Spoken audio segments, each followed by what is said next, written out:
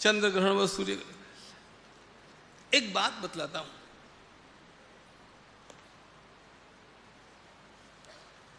अनेक बार पढ़े लिखे लोगों को ऐसे लगता है कि पुनर्जन्म वास्तव में होता है क्या।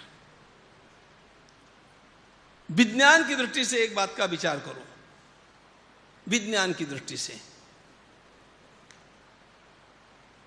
किसी की मृत्यु हो गई, उसके शरीर का नाश यहां पर हुआ, वो चाहे गाड़ करके हुआ चाहे जला करके हुआ, जैसे भी हुआ शरीर का नाश यहां पर हो गया।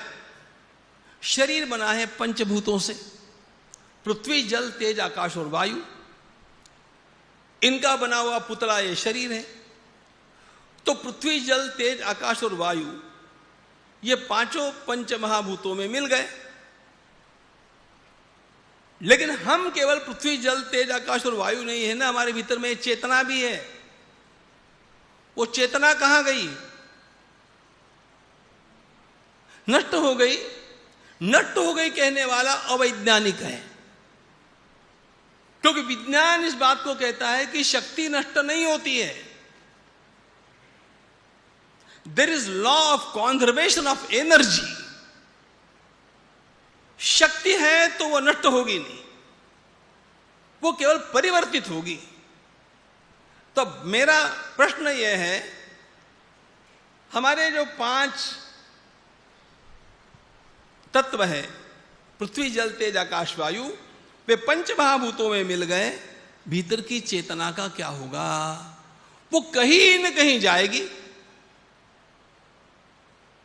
उसका रूपांतरण होगा। अच्छा, उसका रूपांतरण कैसे होगा? कितना शास्त्रीय विचार हमारे पुराणों ने दिया है। उन्होंने कहा कि इस देह का त्याग करते समय उस मन में जो विचार आएगा, the last impression at the time of leaving the body, the last impression, उसको लेकर के वो चेतना जाएगी, इसलिए वो उसी प्रकार के शरीर को प्राप्त करेगी। इसी को कहते हैं पुनर्जन्म। वो प्राप्त किए बिना नहीं रहेगी, क्योंकि सारा संसार केवल भौतिक नहीं है, पंचभूतों से बना हुआ नहीं है, वह वासनात्मक भी है।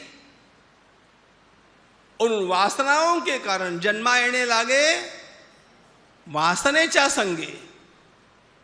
जैसी वासना होगी मृत्यु काल में, उस प्रकार का अगला जन्म उसका फिक्स है। और इसीलिए हमारे शास्त्रकारों ने कहा,